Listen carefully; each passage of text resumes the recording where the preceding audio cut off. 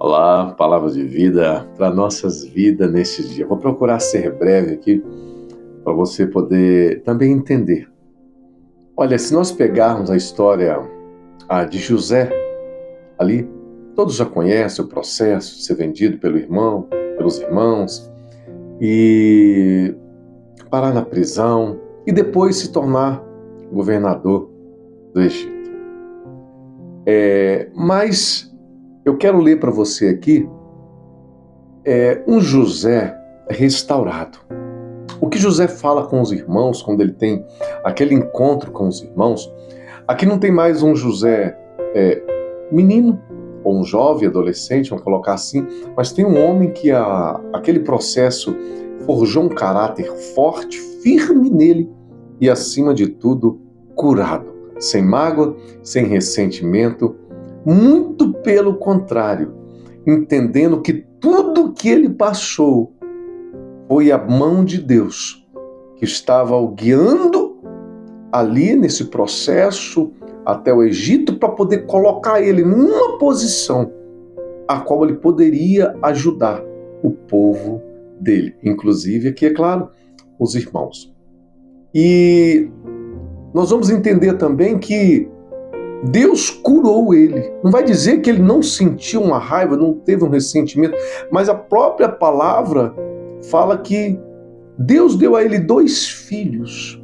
Um Manassés fala, Deus me fez esquecer ali da casa do pai. Mas não significa casa do pai em si, mas do que os irmãos fizeram com ele. Não que deu amnésia, não.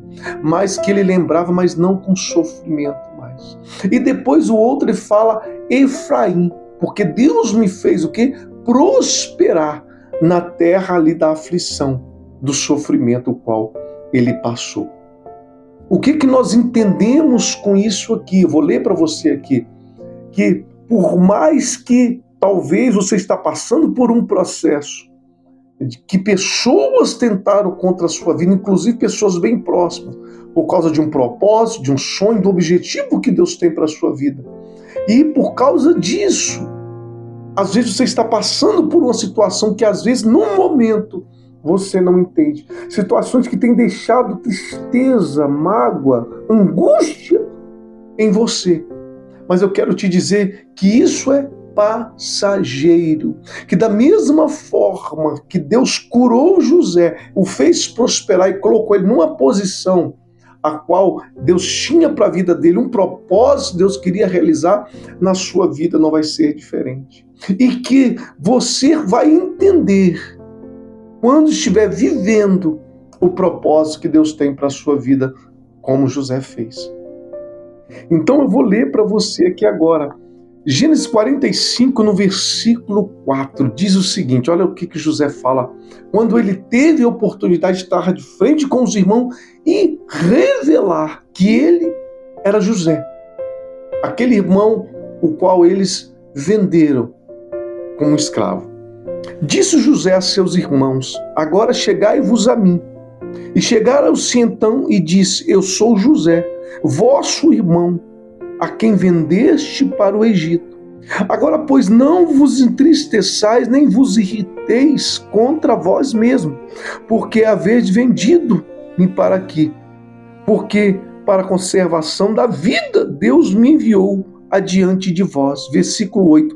Assim não foste vós que me enviaste para cá, e sim Deus, que me pôs por pai de Faraó, e senhor de toda a casa, e como governador de toda a terra do Egito. Ele havia sido curado, Deus havia restaurado a vida dele, dado a ele 2 filhos, prosperado. E quando ele chega diante dos irmãos, fala, não precisa ficar com medo ou com raiva de vós mesmo, achando, em outras palavras, que eu vou fazer algo contra vocês, que vocês ficar com raiva de vocês mesmos, porque, poxa, por que nós fizemos isso com ele? Porque foi Deus que me trouxe até aqui. O plano de Deus era maior. Ele entendeu que tudo o que aconteceu não havia fugido do controle de Deus.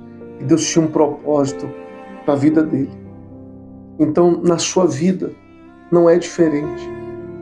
Vai chegar um momento que você vai entender, você vai estar curado na posição que Deus tem, vivendo os propósitos de Deus. Você vai entender, olha,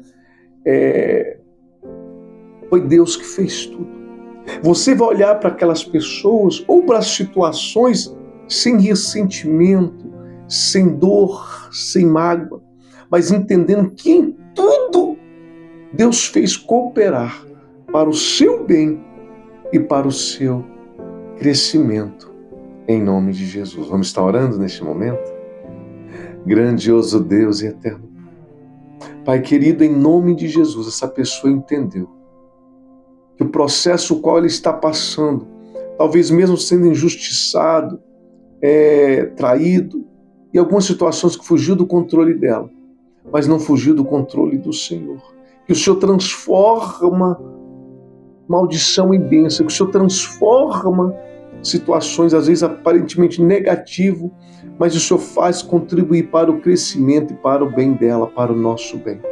Que o Senhor venha continuar guardando essa pessoa, livrando de todo mal, destruindo todo sentimento de mágoa e de tristeza, de angústia, e que ela venha continuar focando e entendendo que o Senhor tem o controle de tudo e tudo está em tuas mãos. É o que nós te pedimos e te agradecemos.